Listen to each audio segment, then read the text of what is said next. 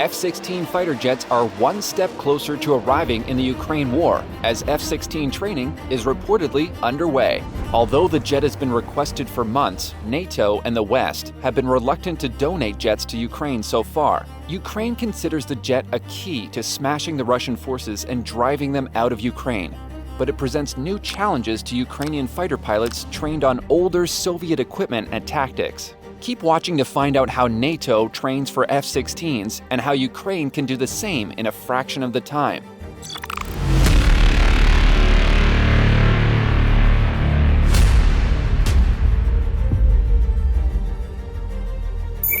The Ukrainian Air Force posted on Twitter saying, "We need F-16," and now news outlets are reporting 2 Ukrainian pilots are in the United States undertaking an assessment to determine how long it will take to train them to fly attack aircraft, including F-16 fighter jets. Ukraine has been wanting the F-16 fighter for many months, but the West and NATO have so far been reluctant to release the aircraft for sale or donations. As we explored in our previous video, the F-16 would be a hammer to smash the Russian forces with, but not necessarily the answer to all of Ukraine's problems. But we're now seeing NATO transfer Leopard 2 tanks, Bradley infantry fighting vehicles, and even US-made Abrams tanks being pledged to Ukraine.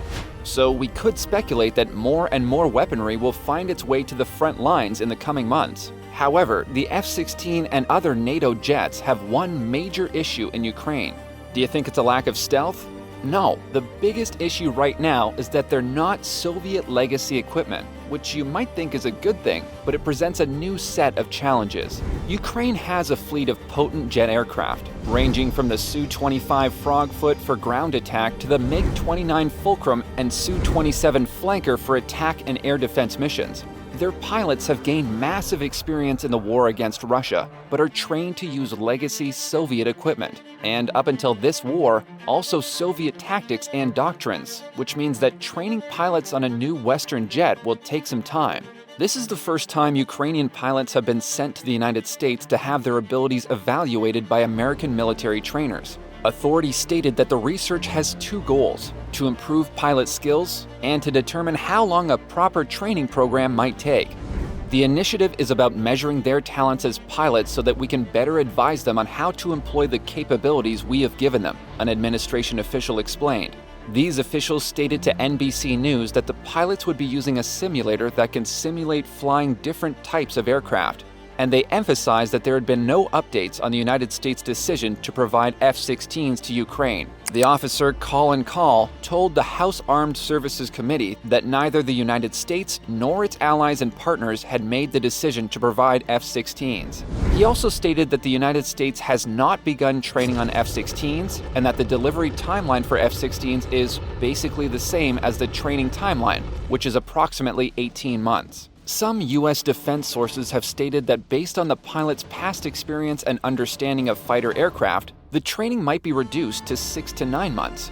In NATO countries, typical training of fighter pilots starts with pilot selection, basic flying, war academy, and then going to the U.S. for formal aircraft training, typically starting with basic aircraft such as the T-6 Texan, progressing through fast jet training on the T-38, and only after that do they start their F-16 training, also known as a B course, where they learn to employ the jet according to NATO standards with NATO tactics and procedures.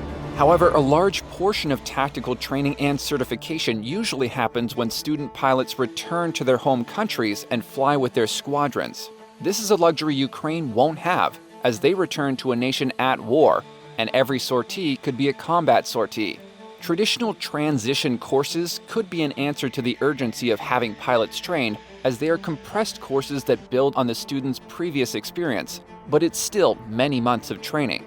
And converting from Soviet standards to NATO standard equipment and tactics could mean a mental shift for any Ukrainian fighter pilot.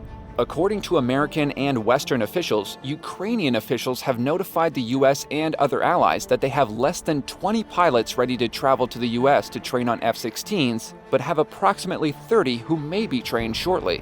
When asked about the evaluation of 2 Ukrainian pilots, a defense official referred to it as a familiarization session.